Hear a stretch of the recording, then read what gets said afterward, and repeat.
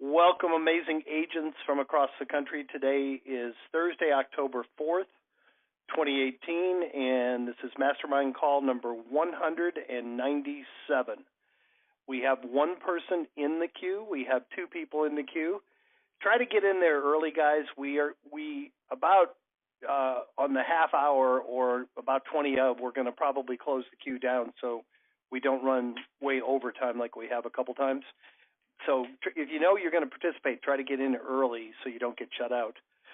I really don't have anything to add this week. Tim, anything you want to share with the group? I was just going to tell them how to get in the queue, which is by pressing *6 and 1. I'm sure you probably already did that, but other than that, I don't have anything either. We're just working hard and trying to make life better. And actually today I'm hoping to be the last day in the office for a little bit and take a little bit of time off and go see some family up in Illinois over the weekend. So that's all I have. Chad, anything you want to share from our coaching training perspective? Yeah, just a reminder for anyone who didn't join us for the role play call yesterday. We did our October role play. If you missed that, you can find it in a few places. If you're a subscriber, you can go to in the subscriber portal, click on Education and Training, Conference Calls, and then click Access the Call Archive. If you're not a subscriber, you can find it in our private Facebook group, All the Leads Mastermind, or on our new YouTube channel, on YouTube playlist. We're now video archiving each of the calls because people like to consume them in different ways. So if you subscribe to our YouTube channel, each week when we do one of these calls or a mastermind call, a role play call, you'll also get updated there. So we're just getting ready to roll that out. But if you didn't get a chance to listen in on that call, it's as always, they're unique. There's always different scenarios. It's about an hour of role playing on, based on the initial conversation and different objections. So be sure and check that out. Excellent. Tom, are you? If Tom's not on, Tom, are you on? Tom's not here, so I know he would probably tell you anytime y'all need help with anything, just send an email to support@alltheleads.com and be as specific as possible. We now have over 25 people on our team, our staff, and everybody reads those support tickets. And if you're real specific about what you need help with, the best person will get back to you, very quickly. So we have three people in the queue. We do have plenty of room for more, so don't be shy. We love wins. We have a Win of the Week award every week for our best Win of the Week. And challenges, success stories, questions, nothing's off limits or out of bounds on these calls. So hit *6 and hit 1 now so you don't get shut out. And let's go to the first person in the queue. Is phone number ending in 3968. You're up first. Hello, everyone. This is Charli, and I'm preparing for my appointment tomorrow. And here is the scenario. The deceased has owned this house for a very long time. Daughter has moved in since the mother passed away. Daughter thinks she can live there and just make the mortgage payment without notifying the bank. I called the bank just to get some background information, and unless the mortgage states that it can be assumed, she cannot assume it. Also, she is on disability. She will never be able to qualify for the mortgage. I'm asking for advice. I know this will probably be a short sale in the long run. I'm just asking advice on how I should approach this when I meet with her tomorrow. Sure. So, but the mortgage is current right now? Yes. And she intends to keep it current? Yes, she has paid through November. So this is a common scenario. When you see a probate that's dating back 5, 10, 15 years, because this situation happened, usually family members just stick their head in the sand and don't deal with, they don't care because they ultimately get what they want. As long as she continues to make the mortgage payment, it's highly unlikely the bank will call that note. So unless she misses payments, you wouldn't need to do a short sale. Now, something I may have missed, you may have said this. Is she the personal representative of the estate? Yes. Okay. So and she has initiated probate? She has initiated probate, yes. Okay, so in order to close the probate, the title will have to transfer on that house, and that will initiate the due on sale clause, so she will have to pay the house. The house will have to be sold. So this will probably work itself out in court. Now, had she not filed probate, she would actually be in a better position to get what she wants. But now that she's initiated, she has to pay off that liability before the estate can actually be the probate can be closed. So that will probably end up forcing the sale. And if I were you, I would say, take a supportive role and help her understand that. So that she can sell it in a controlled manner, not having to dump it, because of a court order or something. Okay. And just to clarify one thing you said, Chad, if you go to sell it, it is a short sale, whether she missed payments or not. However, it's unlikely that most lenders are not very motivated or willing to do anything unless the homeowner is behind in the payments. This might be a little bit different but very honestly, once she reaches the point where she determines she can't make the payments anymore, it doesn't make sense to keep paying them. It's going to make it easier for her to do the short sale if she stops. But it might be possible to do it either way. And if you do need help with the short sale, just let us know. I've mentioned it on the calls before. My wife has done over 2,000 of them, and it's a relatively easy process on an estate because obviously the deceased doesn't have to provide income or financials or anything. It's really just a matter of signing a couple documents, and Okay. Authorizing the negotiator to handle it. One upside, Charlie, I agree 100% with Chad. You want to take a supportive role. And the bank is probably going to notice, and it is probably going to have to be paid off. But don't take the position you're trying to force her out. Just let her know. How long could she? I'm living in the house for. Payment? Yeah. What's that? We broke up. Oh, can you hear me, Chad? Can you hear me? Okay. Yeah. Was that? Yeah, you faded out for a few seconds. You're back. Oh, okay. Sorry about that. Well, what I was saying, Charlie, is take a supportive role. If it gets to the point where she can't handle the payments, let her know that by initiating a short sale, and we can help you with that, you could still buy her significant time living there for free. Anywhere from 2 to 3 to 6 months living there for free, and possibly even get a relocation allowance from the lender. So make sure she understands that if she gets to where, if you're sure she can't make the payments and it's inevitable, let her know that she has options when that time comes. And, maybe kind of gently try to make her realize that it's inevitable and maybe even try to get the process started now, by listing the house. But, that's all you can really do. She does have her head in the sand because she's moving from a trailer into this home. And she's making payments on both. Oh, geez. Yeah. Yeah. So, this is something that's immediate. She's going to have to make a decision whether she's going to keep out your trailer for sale. But if she sells it and she can't support the house, she's out on the street. Yeah, absolutely. It sounds like it may or may not be a listing right now, but it sounds pretty certain that it will be down the road, especially if you instill confidence in her that you have her best interest at heart and you can help her either way. Okay, I think she's in the house making payments without the bank noticing that someone else is making the payments or living there. They generally don't care who makes the payments as long as somebody makes them. Yeah, that in itself probably won't trigger anything. But the legal aspect of the probate going through, like Chad said, probably will. Okay. So got it. Thank you. I want to I'll make another suggestion now that I've had some time to think about it. So as part of the probate, she has to notify all creditors of the estate. So the bank has to be notified that the the mortgagee is deceased, and they're going to be looking for that note to be paid.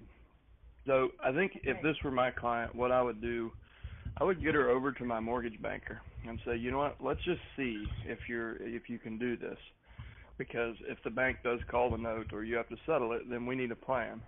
Now, you know in the back of your mind what's going to happen. But it's a bit of a good cop, bad cop scenario. And if you have a mortgage banker that trusts you and just say, listen, I know this lady's not going to qualify, but I need you to tell her that. And have her go over and go through the mortgage application process and let the lender, let her down.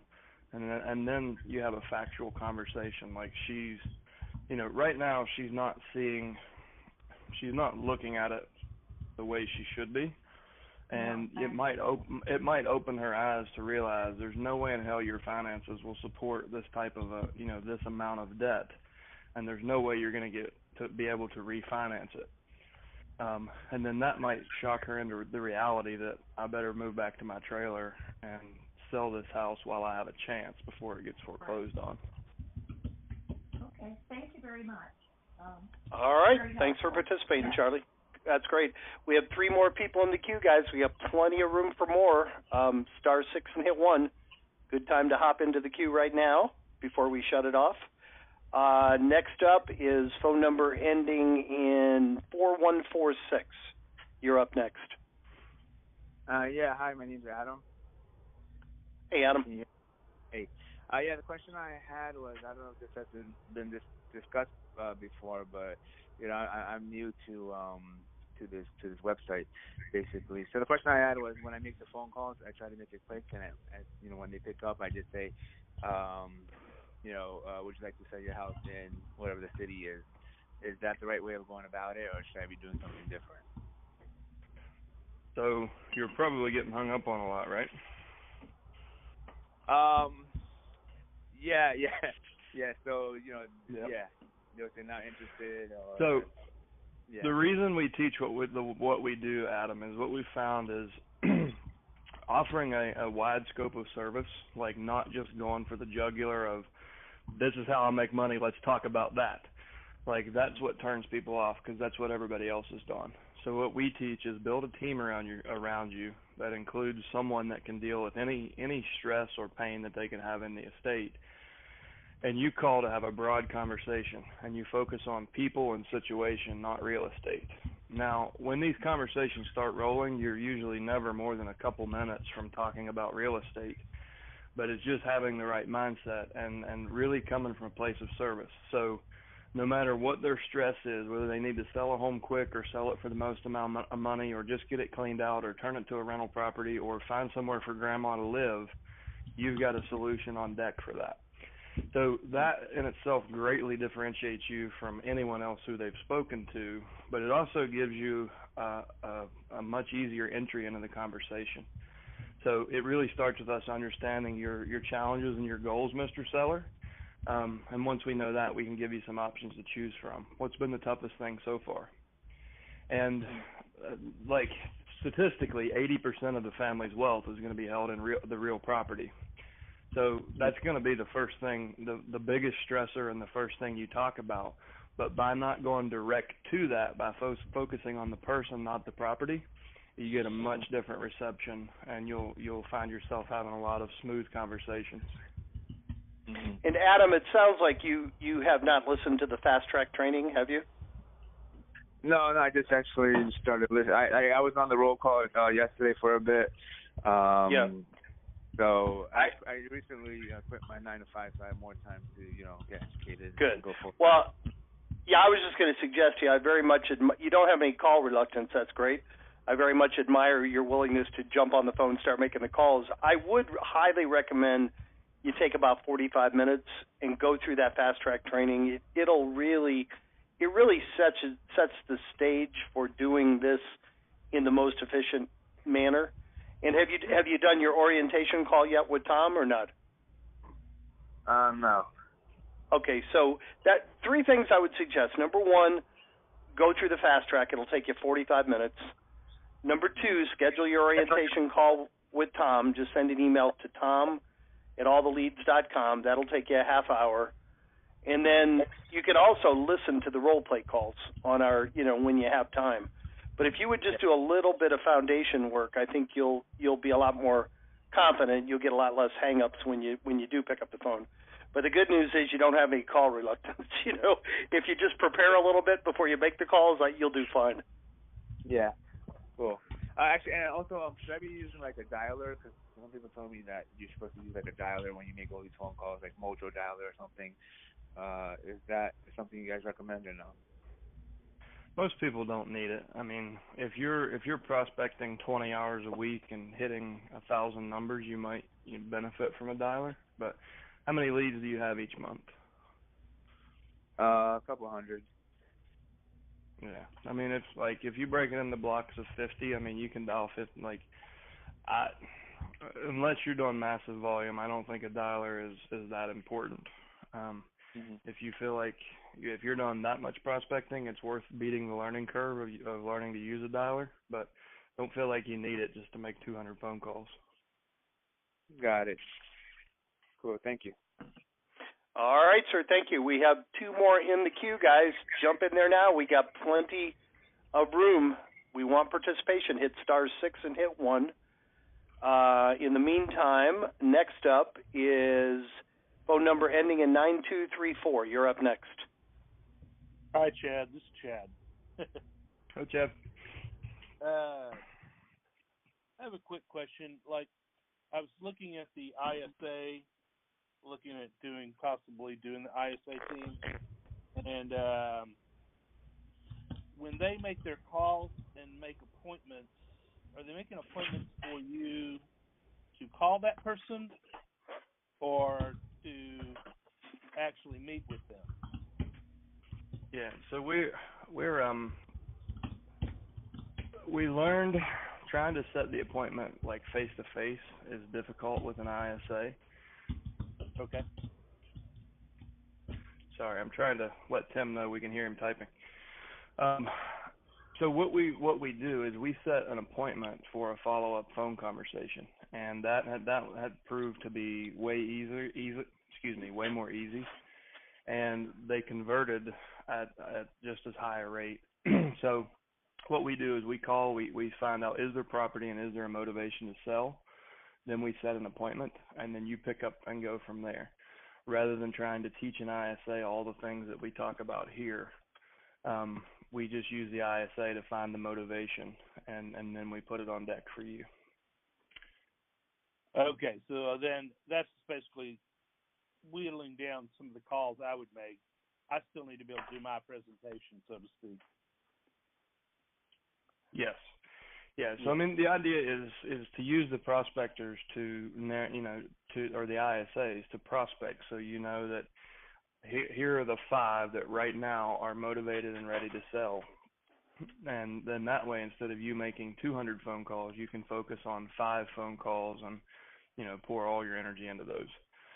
And what we find is, 2 out of 3 of those phone appointments convert to signed listing agreements, as we've tracked it. So that's the most effective way we found to do it. Okay, and then when I was looking at the forums and stuff, it asks a lot of questions about experience and like how long have you been in business, et cetera, et cetera. Of course, I'm new in the business, but I have like 37 years experience in real estate as an investor, et cetera. But I'm a new agent, but I'm also a licensed real estate appraiser over like the last 20 years. So I guess I'm wondering how you deal with that, answering honestly without getting into lots of detail. Well, I mean, you just need to answer. You need to explain it to us the way you would to a client if you were the one on the phone, and that's what we're going to convey through our ISAs. So if you want to say you have 37 years in the industry as an investor, an appraiser, and a realtor, then that's accurate. I mean, it's a combined experience, but you have 37 years in the industry in 3 different roles.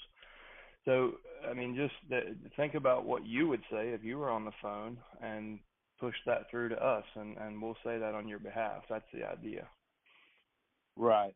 And then on the situation prior where we were talking about investing, that woman inherited the property.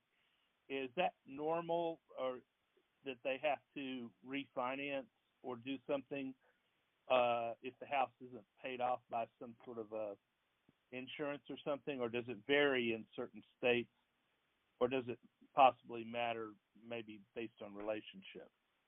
Well, 67% of real estate that goes through probate is free and clear. So the majority of people aren't forced to sell to settle a liability.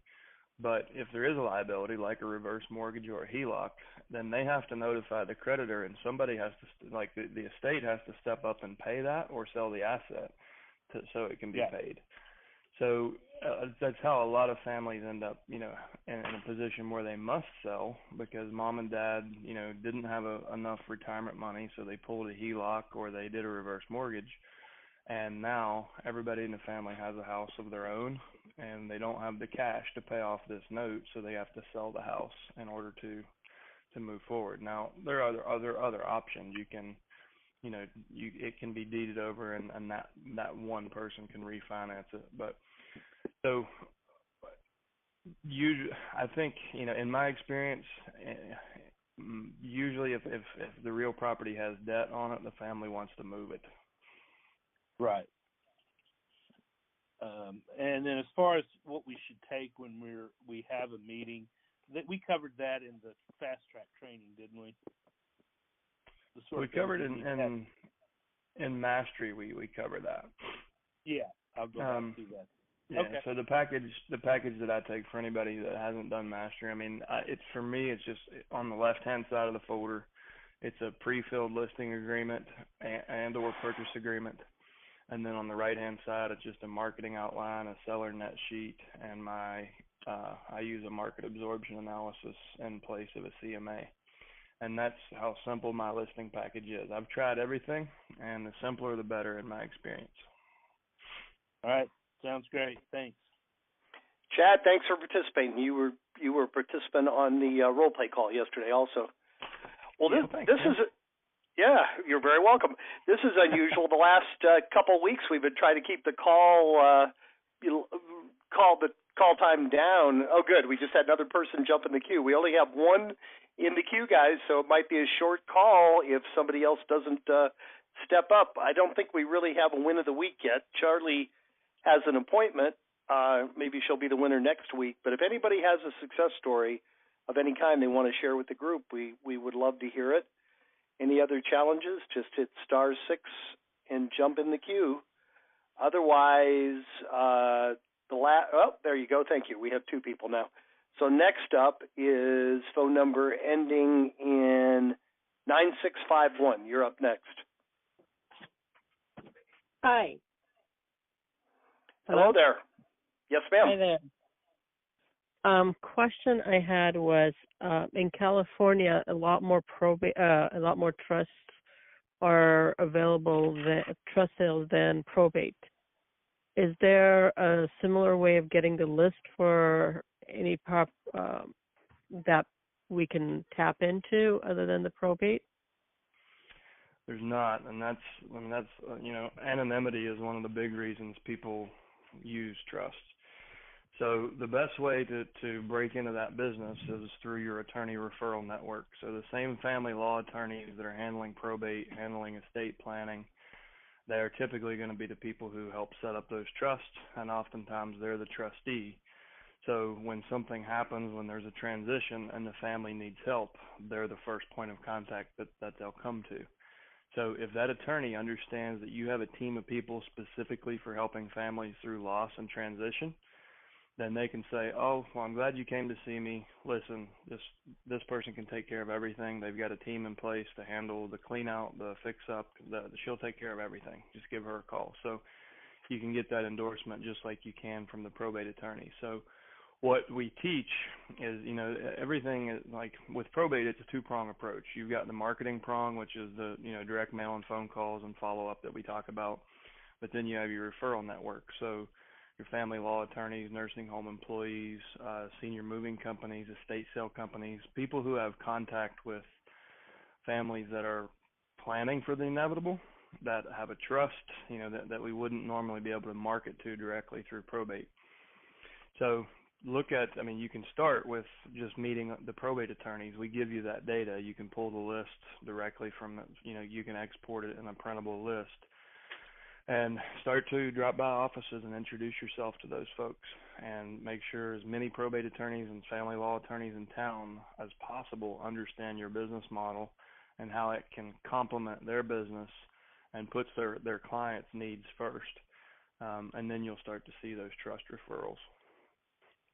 The biggest obstacle I've been seeing when I do go to the attorney offices, the response is, well, most people have realtors, so I don't have referrals from you, or I can't, that's the typical answer I get.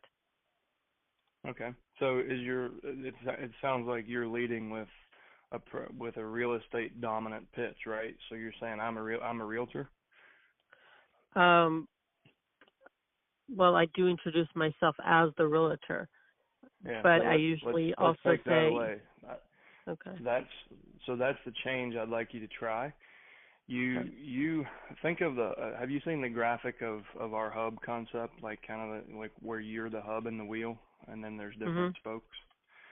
So think of that when you're having these conversations. Think of yourself as the hub. Now, one of the spokes is real estate brokerage, another is real estate investment, and you have contractors, clean out crews, and everything else. But when you meet with a family and when you meet with an attorney, you need to be talking from the hub, not from the spoke. And that's what we find as this becomes a more competitive marketplace. The people who are getting shut down are the ones that are being spokes. And if you can be the hub, you'll very quickly be talking about each of the spokes. But people respond way differently to that kind of a broad offer of service. So go in knowing that every other realtor is going to lead with their realtor title and saying, well, I can sell houses. I got a great listing system. But go in with confidence saying, listen, we've designed a service and built a team specifically to complement what you do and to help these families. No matter what they could be going through, we have a solution. And then it's a different conversation. And in that conversation, oh, by the way, real estate brokerage is one of the things we're best at. So I think if you make that shift, you'll see a different result. So far, everybody, we've had tremendous success with office visits with attorneys because no one walks in as the hub. Everybody tries to walk in as a spoke and immediately monetize a relationship that they don't have. So usually the attorneys, when they understand your model, they really appreciate it. Okay. All right. I will give that a try. Thank you. All right. Thank you very much. Good job, guys. We got, I think, 4 or 5 more in the queue. Next up is phone number ending in 2583. You're up next.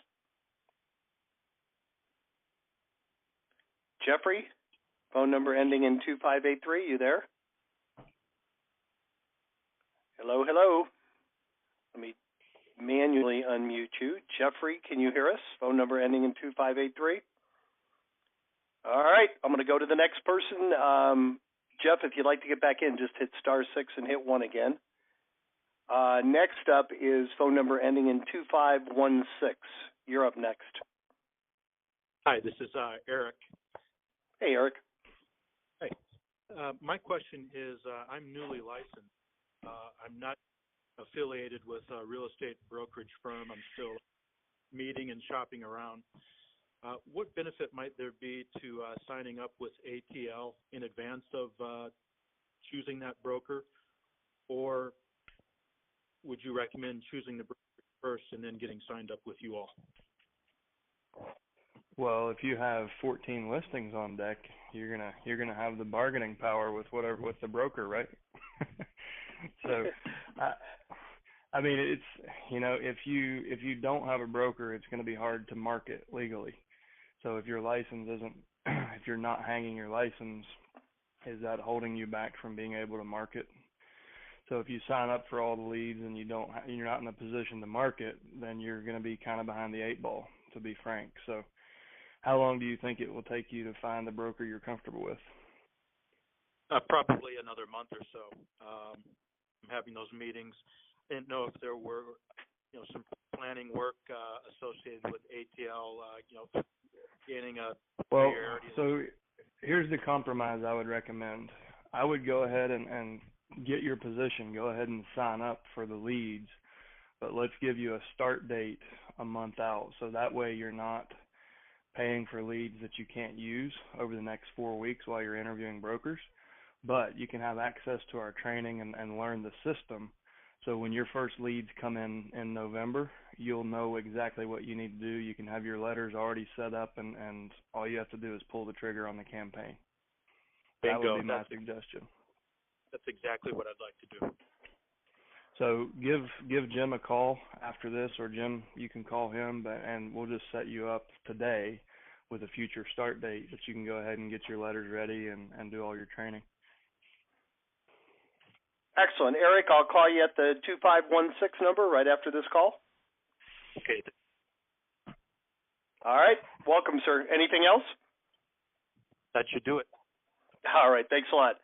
Next up is phone number ending in 9595. You're up next. Yes, hi. This is Tim Anderson calling. And my question is, what is the best way to get a list of cash investors for my market? I'm new into this system now for about 3 weeks, and I want to be able to supply that list or use the list, when available. But if asked to talk about it, I really don't have a list of cash investors. So should I just Google, bring it down that way, or do you have better methods? There are systems out there, and mainly in the investor world, that claim to give you cash buyer lists. But what they're going to give you is typically, a lot of them are going to be the name of an LLC with their mailing address. And I had high hopes when I did my first campaign to that list. I sent out about 500 postcards and didn't get a single phone call. What I found, though, is when you actually go look for those cash investors and you find a way to meet them in person, they want to know about what you're doing. So, I mean, you can go to your title company. And do you have a good relationship with a title company? Yes, I do. So typically they'll be savvy enough. They can pull you a list of all the cash transactions over the last 12 months off of tax records, and they can provide you with the list. I would recommend, so if you go to alltheleads.com and you click on blog in the menu on the public site, you're going to have to scroll down quite a ways because it's probably a year old, but there's a tips from the trainer post on how to find cash buyers, and I give you 3 ideas that are actionable today. And so short term, you can go to a trustee sale. You can go to a foreclosure auction that's happening in your town. You're going to find guys with 10% cashier checks in their pocket, and they're ready, willing, and able to buy a home today. And you can build a real cash buyer relationship by just waiting until after the sale and introducing yourself and saying, listen, I help a lot of families in transition. A lot of times that means there are distressed properties and high levels of motivation, and I need buyers I can trust. So would you like to be on my list? And they're crazy if they say no. They're trying to buy a house right now. More longer term is focus on the RIA, the Real Estate Investors Association in your area. So typically they're meeting biweekly or monthly, and you should start attending those meetings, get to know the organizers or the board, and have them help you sort out the tire kickers. 90% of the room will be tire kickers, 10% will be doing deals, and you need to find those 10% and do the same thing that I just suggested with the other buyers. If you don't know if there's a RIA in your market, you can go to nationalria.com or just simply Google REIA in your city. Typically, any MSA with more than 100,000 usually is going to have at least one RIA group. But it'll take you more time to build those relationships in a RIA because you've got to wait until the next meeting and then get to know everybody. But find ways to take value to that group. So you have MLS access. A lot of them don't. You have access to different data and statistics. Like find ways that you can pull a list of distressed properties and print it off and take that. And just find any way you can to be valuable in that group as a professional that's you're bridging that gap between realtors and investors, and show them that you understand both worlds, and you'll quickly gain a good reputation in that group, and you'll have all the cash buyers you need. Okay, some great ideas. Thank you. All right, Tim. My experience, if you call the National RIA, they'll go to nationalria.com and look for their website, the local group. Call the president of the RIA. Half the time, the president will say, "Heck yeah, I'll do it." So if you need somebody right away, like if you have a deal, he'll find you somebody. He'll have somebody in their group, or he might be willing to do it. If you're looking to build a big list long term, like Chad said, go to their meetings, and there'll be 500 people at some of these RIAs, and there might be 50 that are doing the business, but by actually showing up, you'll be able to kind of sort out the ones that are for real from the ones that aren't. All right, Sure. Does that help? Yeah, it helps a lot. Thank you very much. You're very welcome. We have two more in the queue. Next up is phone number ending in 7687. You're up next. Yeah, good morning or afternoon, whatever we're in. Question, well, I have a couple questions. So my first question is, out of the letters that you have here, which one have you seen has the best response rate with the initial mailing? It's pretty much impossible to pattern. So it changes based different letters perform differently in different markets. So one thing's for sure, every letter that's there has been proven, and it's been effective at least somewhere in the country. But so I'm in Roanoke, Virginia, MSA, a city of about 100,000, MSA of about 300,000. And the options, like we started out using the 1, 2, 3 sequence here. And then I switched to the options letter after that letter was produced, and I had about the same results. I find that frequency seems to be more important than content. So, obviously, content is important to some level, but getting the letters there, the reason we spread them over a 90-day period is some people are going to jump immediately. Those are the ones that typically respond better to a cash buyer message. But some will take 90 days to 180 days to 2 years to actually get to a point where they're ready to move forward. So the best thing I can say is look at the letters and look at your business values and what you know about the culture in your market, and just use your best judgment. And never be afraid to try different letters. There's Jay Abraham said there's no such thing as a marketing budget. It's a test budget, because what's working today in direct mail will have to be changed tomorrow.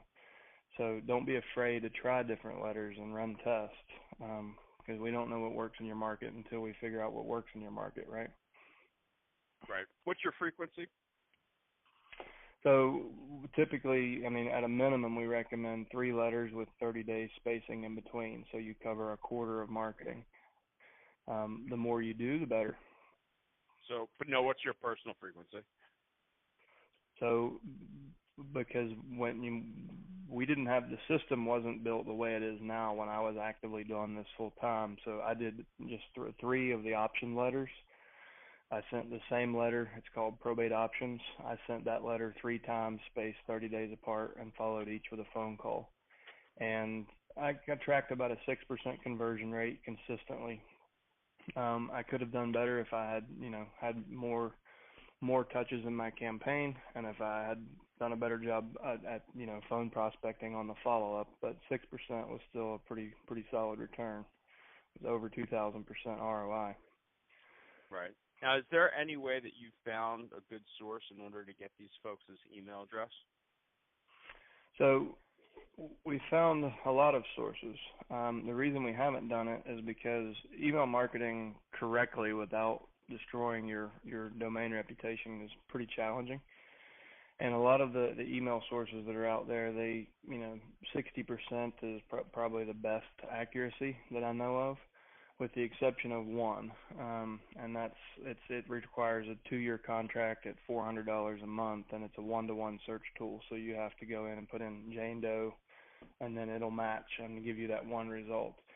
So the amount of energy that it takes to set up a good email campaign and learn good email marketing practice and skip trace each of these to get the data, I think there's more dollar productive things that you can do, such as follow-up phone calls and sending another direct mail piece.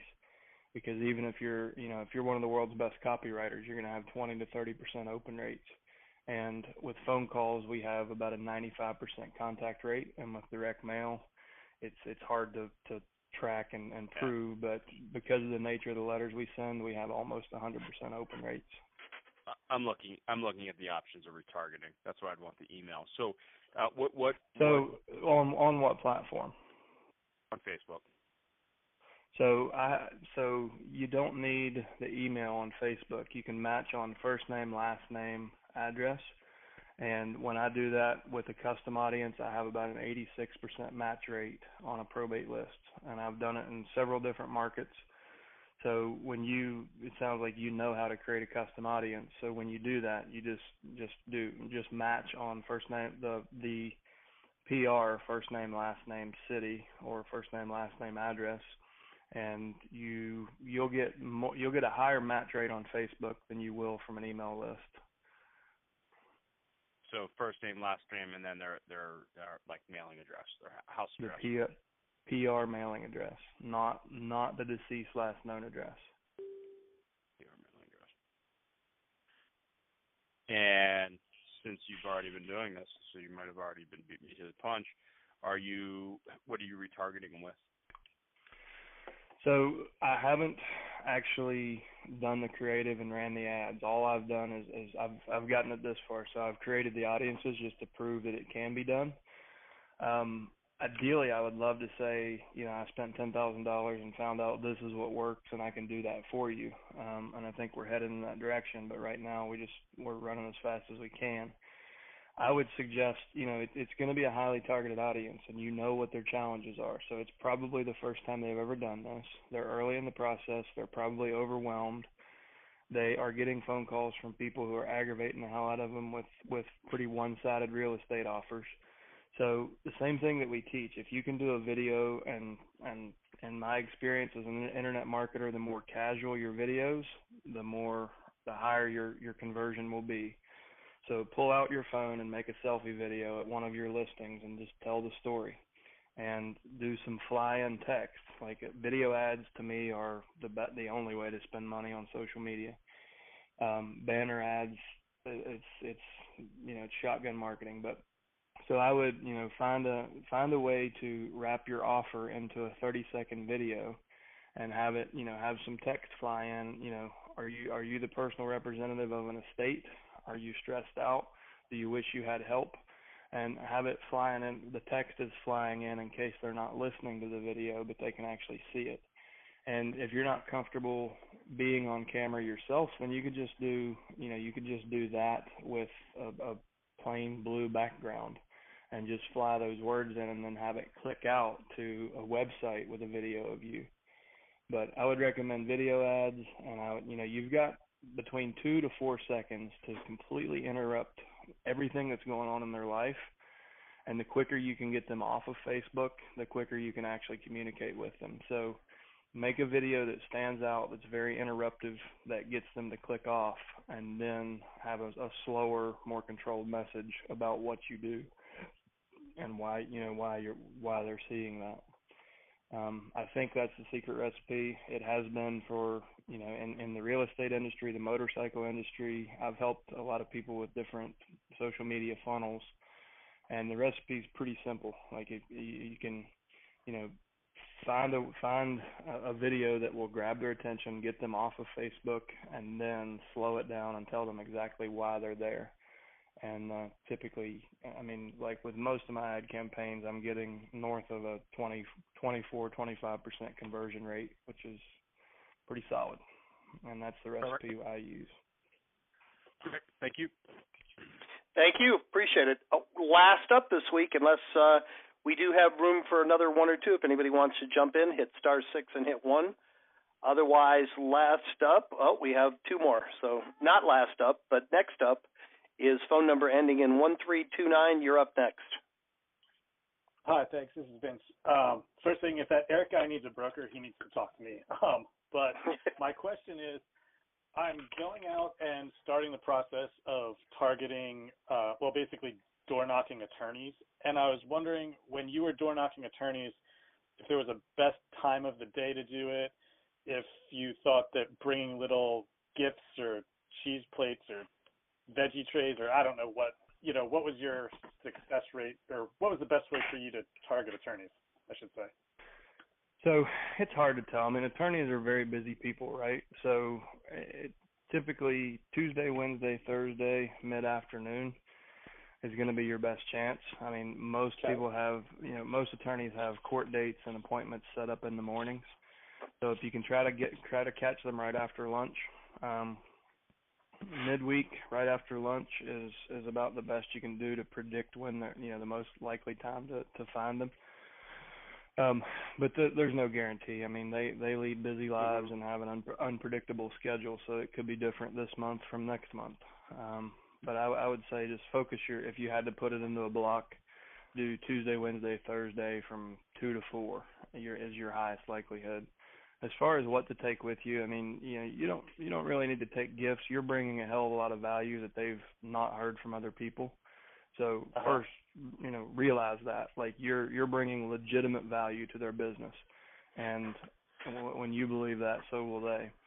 But a really good leave behind that a lot of folks are using is we have several versions of a trifold brochure that I just created mine yesterday, actually. Okay, so yeah, that's a really good piece, and I mean, we've had people even go as far as to go ahead and buy the little plastic reception stands, and just go in knowing that they want that, and just say, well, hey, listen, I'm really glad this conversation went great. Can I go ahead and leave these here? And what we found, the people that have done that, within a week or two, they get a call back saying, hey, you need to bring some more brochures over. We're out. So they actually see value in that piece. So that's what I would recommend. Yeah, because I would say, like, when I'm doing my calls, and actually I have ISAs doing calls now, which is kind of awesome, at least for the initial contact. But the first thing I always get to is, I already have attorney. So I feel like being in the attorney's office is by far got to be the most important side aspect of it. Well, the marketing aspect's important too. I mean, how long have you been doing this? Just 2 months, basically. Yeah, so you'll in month 3 and beyond, you'll start to be shocked by the come list me calls, because people are opening your mail, and they do understand that you're coming from a different place. They're just not ready, and there will come a day where you'll be marketing to the January list, and somebody's going to call you from the September list and be ready to go. It happened to me consistently, month in and month out. After doing it for a while, I could pretty much count on a come list me. I just didn't know which one it was going to be. So definitely, my point is, don't stop marketing, because it is important. A lot of people think, in their first couple of months, if they don't get a direct response from their letters, well, this isn't working, this is a waste of money. And it's simply not true. Like, you're getting a branding impression. What most people learn when they take their first few listings is there's a stack of mail, and their letter was the only one opened, and it was on top, or the rest are already thrown away and they're stuck around. So don't let off the gas on the marketing aspect of it. What's best practice is do them both in tandem. So build your referral network and get to know those attorneys, and then go out and get to know all the estate sale company owners, and then get to know all the nursing home program coordinators and directors of admission, and then go out and get to know the senior moving companies. And anyone who has contact with people in this end-of-life phase, add them to your referral network. Help them understand you have a team built to help their customers. And you'll start to get that will have a cumulative effect too. So over time, your marketing will build up, and so will your referral network. And then, unfortunately, you'll be one of those many veterans that can never find time to make it back to this call. So don't be that guy. Come back and tell us it's working. So far, it's actually been really good. We own leads going about 4 months back, but I've only been doing it for 2 months, so I've been calling our old ones too. And I've got about 5 in the pipeline that are solid, planning on listing within the next week or two kind of thing. Wow, so that's great. It's been great so far. Good job, man. Keep it up, and please keep coming back. That's great. For sure. Thank you. That's awesome. Excellent. All right. Well, the queue is now closed, and we have 2 more people in there. That should take us nicely up to the top of the hour. Next up is phone number ending in 7428. You're up next. Oh, hey, guys. This is Dave. Thanks for these calls. They're always full of great content that I've been able to put to use. Good. My question today is I am on the waiting list to get my county-specific ISA opened up. I have not been able to carve out enough time to get to all the leads that I have for calling, and I was going to train my assistant. So I guess, do you guys have a framework / script for an ISA that I can do internally in my office till I get freed up into ATL's ISA group? How skilled, and answer honestly, like how skilled is this person on the phone? Well, I've probably not super skilled, and then I was also maybe looking at venturing down the VA path to find a more specific sales-oriented phone person. So if they're not a salesperson and you feel like they would easily get wrapped around the axle, I would go with something really simple like, hi, this is Chad. I'm calling on behalf of Dave to see if I could find some time to put 10 minutes on his calendar to speak with you. And, well, what's this about? Well, actually, Dave has built a team of people here locally that helps families going through probate. And he asked me to see if I could put you on the calendar for 10 minutes just to see if there's any way he can help you guys. And then, train them on the objections they're going to hear, and just always have them dodge the objection. Don't try to defeat it. Just dodge it and say, I'm sure Dave can answer that for you. Would Friday at 1 work, or 2 better? And so I wouldn't try to train them to go too deep into like the scripts that, what we teach and what we discuss on the role play call, because if they're not a skilled caller, they may. What we found in training ISAs, it's much easier to keep the conversation superficial and make it about the appointment. So her job would be just to get people on your calendar so you can make 10 phone calls instead of 210.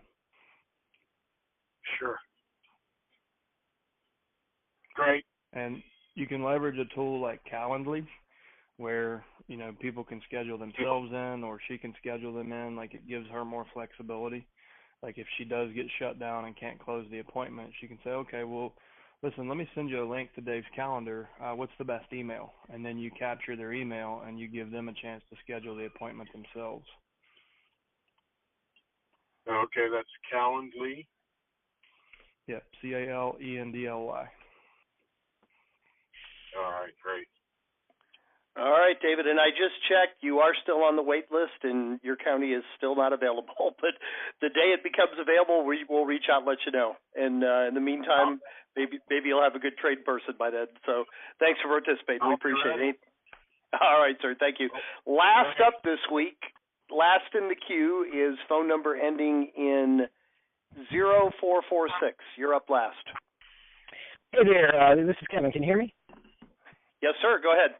Good. So I'm trying to wrap my head. I'm in North Carolina, and I'm trying to understand, this process. And in talking with some people, what I understand is that, the real property does not pass through an estate when someone dies in North Carolina. It goes straight to their heirs.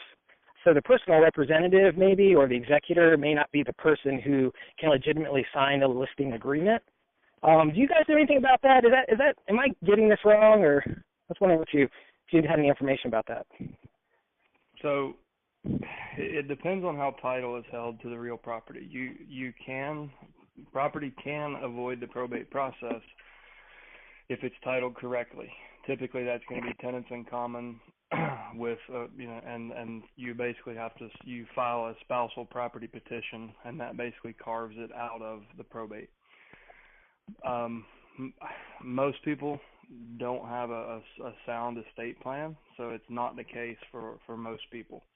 If they sat down with a family law attorney and they have a will and they own that property at that time, then usually it's done correctly. They're holding title the way they should. So if spouse A passes away, spouse B is, they held title as tenants in the entirety, and then the property will pass to spouse B and will not be part of the probate.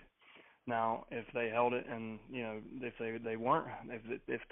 it wasn't titled in such a way, then spouse A would have to probate the estate of spouse B, and then, it would, according to state law, would come over to them. So it depends on, if it's testate or intestate, was there a will, and then how title was held to the property. But I don't think it's as generic as, because it's North Carolina, real estate doesn't go through probate. I think it's whoever was explaining that to you was not being real thorough. And if title is held properly in the state of North Carolina, real estate can sometimes be excluded from probate, is a more accurate statement. Oh, okay. Yeah, I gotcha. Okay, thanks so much. Also, for the other guy, I think a couple of callers ago, someone had a question about running a Facebook ad, it sounded like, for this. Is that right? Yeah. Yeah, I did a little, pilot run of that, and with a probate, with a probate team, just FYI for him, I only spent $80 on it, but I got 87 clicks, like 150 impressions, and 2 phone calls from it. So that was just one little $80 run on Facebook with the targeted audience. But I thought that was pretty good. Yeah, for just one. You made your custom audience from your probate leads list, right? No, I just made a custom audience of kind of, people that I thought, I think about 27 interests, in an age group 45 to 65 plus, and it wasn't that sophisticated, but it had that kind of result, which I'm sure, if you drill down a little bit more, I could even get a better ROI or price per click. But I thought it was pretty good just for a generic try. Sure. And the 2 conversations you had, were they currently in the probate process? Yeah, they were heirs who inherited the property. And so, when I ran the Facebook ad, I just had like a GoDaddy line transfer number that, went straight to my cell phone through the GoDaddy phone app. And, they were both interested. They were both, one person was dealing with it about 3 months. They inherited this house about 3 months ago. And another person actually got forwarded the link for the ad from one of her friends. They shared it with them. And so they had just started going through it. So, again, it wasn't very sophisticated at all, but I just threw something together and definitely got some response out of it. Well, that's funny. I mean, it's what's simple is usually what works. So that's awesome. Thank you for sharing. Yeah. I'm going to so you don't have to do this, but if you're willing to, if you could screenshot your ad and share it with the group on our Facebook group, All the Leads Mastermind. Okay. I'm sure we have a lot of curious eyes that would like to see what your ad looked like. Sure, yeah. Yeah, I can do that. And what was the Facebook group again? All the Leads Mastermind. All the Leads Mastermind. Okay, we'll do. Yeah. Excellent. And perfect timing. It's exactly 2:00. Might be the first time we ever finished right on time. Thank you so much to everybody who participated. Thank you for some great ideas. I always like to end these calls the same way, by thanking you for being here. And, you heard some good stories, some good successes, some great ideas. I challenge each and every one of you, take one thing you heard on today's call, go out and put it into practice, and come back next Thursday and share it with the group. Thanks so much for being here, guys. Make it a great week, and we will talk to you same time next Thursday.